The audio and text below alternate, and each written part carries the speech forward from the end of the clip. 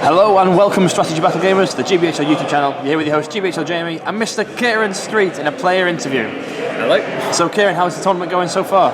Yeah, not too bad. I mean, I've managed to get one victory, 2 losses, but still plenty of games to make up for that. Indeed there are. We'll see how we go. So we are at the Battle of Unnumbered Tears, hosted by Ed and Owen in Slayer. No, it's not Slayer Gaming, is it? Sanctuary Gaming. Sanctuary Gaming, yeah. Quite apt because we're actually within a church where we play this. Great an old big church. It's very cool. Gothic church. Gothic church. Where are the Gothics? It's a Gothic I've church. had them all. So, in my belly at dinner. Nom nom nom nom. So Kieran, what army have you brought to the Battle of Unnumbered Tears? To this tournament, I have gone with something I've only used a long time in the past. I've gone with Gondorian cavalry. An all-mounted Gondor army. All-mounted Gondor army. I was particularly happy because I was adding some painting touches to this when I was watching the Palantir. Oh yeah. And they mentioned that in the tournament meta, you don't tend to see cavalry armies for Gondor or Minas Morgul. It's very true, you don't. So what prompted you to bring it? Well, the last tournament I took all cavalry Rohan, and while I did enjoy using them, I kind of just wanted a break and something fresh. I got most of these guys ready for a tournament quite a few years ago, and I just found them in a box and decided, yeah, we'll go with these. So to fill up the numbers, I've had to borrow some knights from Sam Page. You can see the better painted ones. Some Numenorian shield on there as well. Yeah, I think a couple of them. Looks very cool. So, who are the leaders of your force? The leader of my force is Boromir, captain of the White Tower, armed with banner. Armed with banner, so he is Fight 7.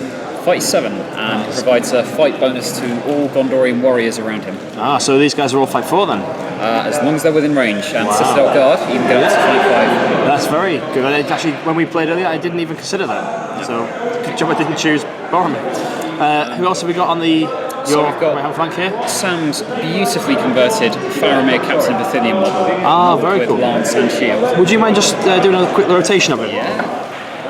Happy to show him off. Very cool. I love the shield. I know, it's Such a cool one. It's a shame it came and went so quickly. I had him set to order in one of the big orders I was doing. Oh yeah. And decided, that this order's coming to over 100 quid. You can't be this glib with money. I took him out of my car, and then a month later he went out of production. Devastating. Yeah. That was always one I wanted to buy, but never got around to doing it. And like you say, it's gone now. It's gone now. It's now hunting through eBay for. I can imagine it goes for quite a bit as well. Yeah. So who else have we got? So in the third pyramid, Baragond here, converted to be mounted. Very cool. I see. Pretty simple thing. I've just taken a Knight of Gondor with sword, given him a head swap, and strapped the Elven shield, Elven bow, and put that onto his back. It's very cool. All of these are acting as Citadel guards.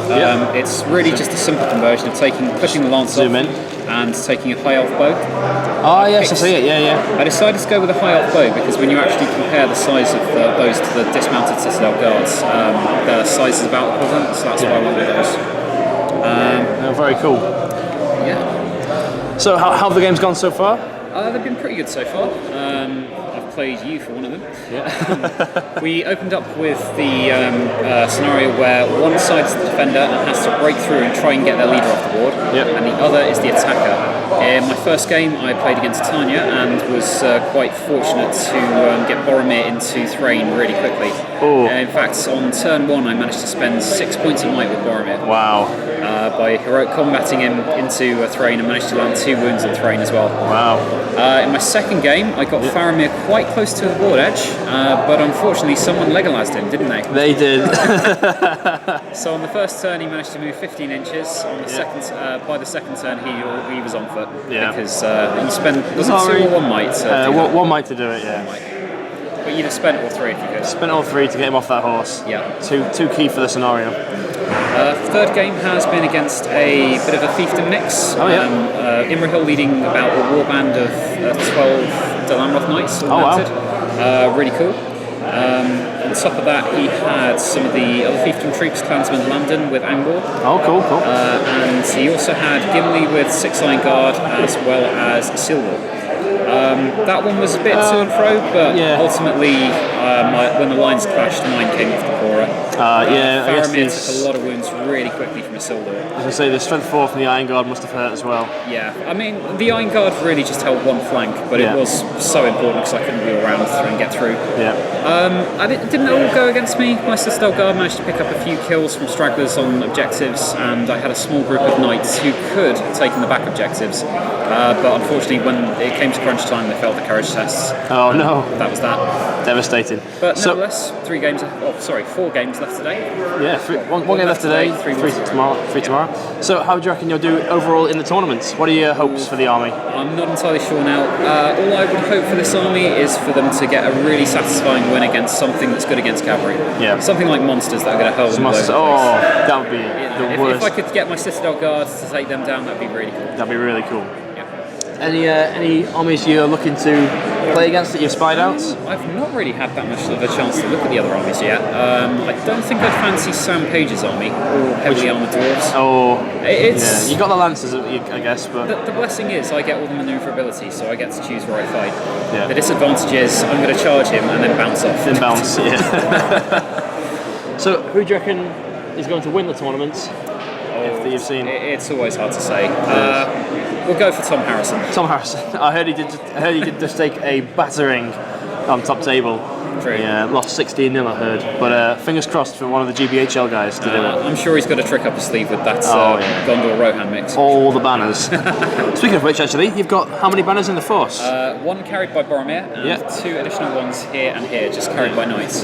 Due to the nature of this tournament, one of those is free and one of those I paid for. Paid for. So I guess that gives you sort of 2 or 3 very pressure intensive areas to. Well, the idea when I set it up was for one banner to watch each of the groups of heroes. So Boromir's carrying his own, so he doesn't need one. Faramir's got one to back him up, and so does Baragon with the Citadel Guards. It sounds quite a nasty force to go up against. Well, it certainly hits hard if it can line up the shot. Yeah. Well, thank you for your time, Kieran. I think we need to get to the next round now. I see the draw's gone up. So, as ever, guys, be sure to comment, like, share, and subscribe. Support your Hobbit hobby. Like us on Facebook, follow us on Twitter. And happy strategy battle gaming. Yes.